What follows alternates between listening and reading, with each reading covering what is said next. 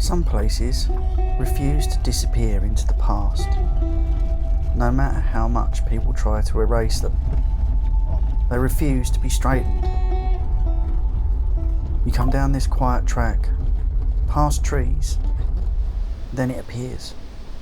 A small church, slightly apart from everything else, with a pyramid spire rising among the leaves.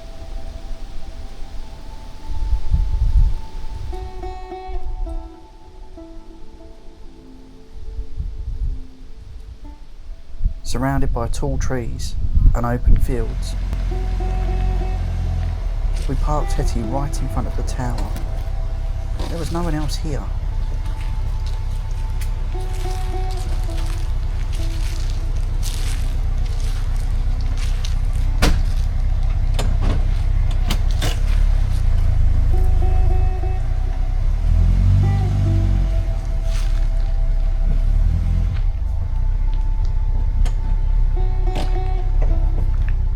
It doesn't try to impress you.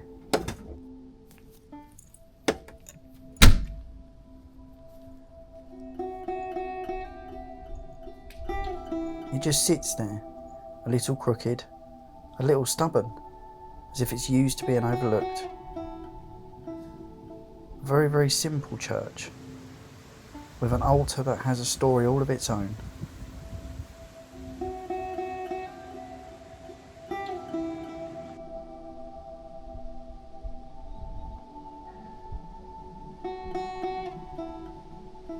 This is St Mary's at Chickney.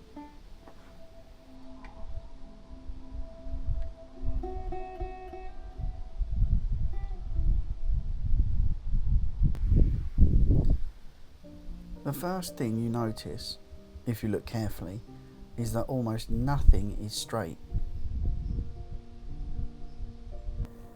Not the tower, not the walls, not even the churchyard.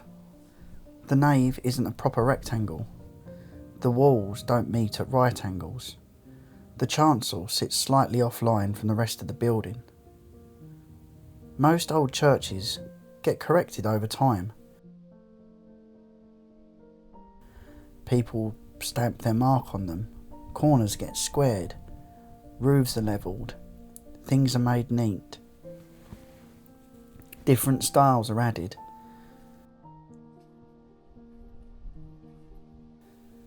This one largely wasn't.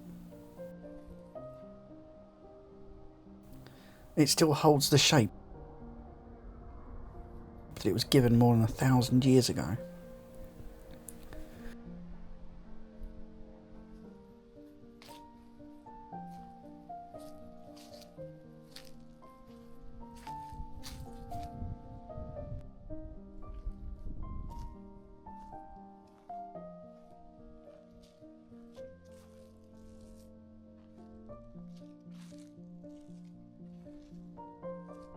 It still has the Saxon double-splayed windows. It does have later window additions to give more light. There's something quietly stubborn about that. A building that was never forced into later ideas of how a church should look.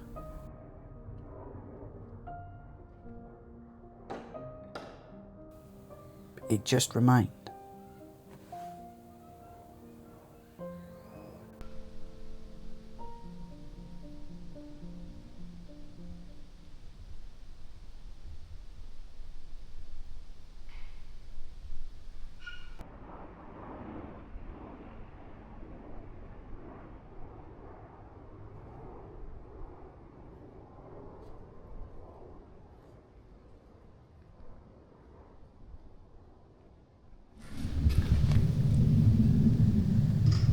Inside, under the east window, sits a simple stone slab.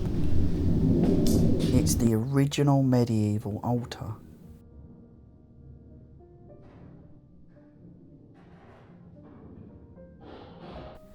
If you look closely, you can see 5 small crosses carved into the surface, one in the centre and one near each corner. They represent the 5 wounds of Christ. During the Reformation, when so many things were being broken or removed, someone here made a different choice. They took the altar and buried it under the floor of the church to protect it.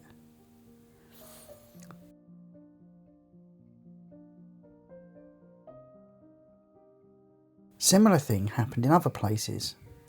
At Durham Cathedral, stone statues were taken from one of the shrines and hidden in the ground to save them, but they have never ever been found, and not for want of looking. Here, the altar stayed buried for centuries. Then, in the 1800s, during repairs, it was discovered, and instead of being put in a museum or left in storage, it was set back in its place. We stood in front of it for a while. Some things are hidden so they can survive. Not everything that disappears is lost. Sometimes it's just being kept safe until it can return.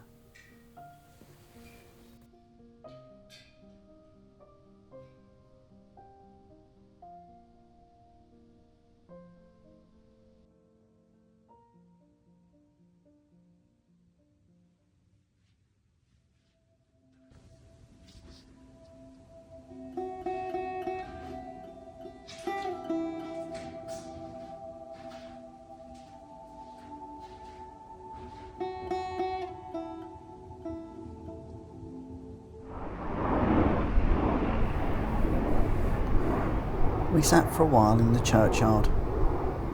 The ground here is oval, a shape that often hints at older, pre-Christian sacred sites.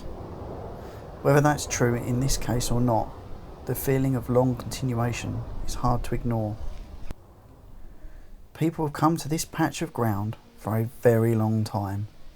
First, for reasons we can only guess at. Later, as Christians.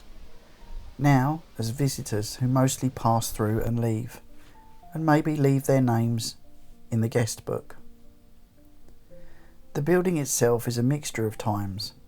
Saxon walls, later windows, a 14th century tower, and yet it doesn't feel fragmented. It feels like it's simply absorbed whatever was needed to keep going. There's no grand story here. No famous battle, no dramatic ruin, just a place that has been allowed to remain itself.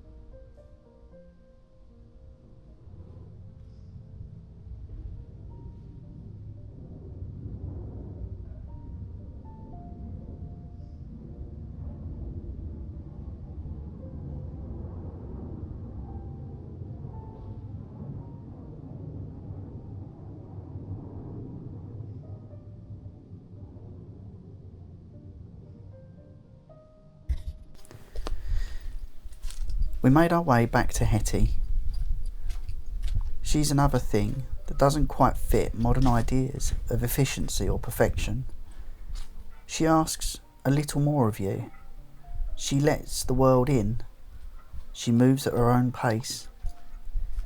Standing there with the church behind her, The two of them felt strangely alike, both a little out of step, a little out of time, both still here and allowed to remain themselves. We didn't come looking for a big revelation. We just came to see a very old church. What we found was much quieter than that, much more real, steeped in time than just an old church. A reminder that not everything needs to be straightened, optimised, made efficient or brought up to date. Some things are valuable precisely because they were left alone. And there it remains.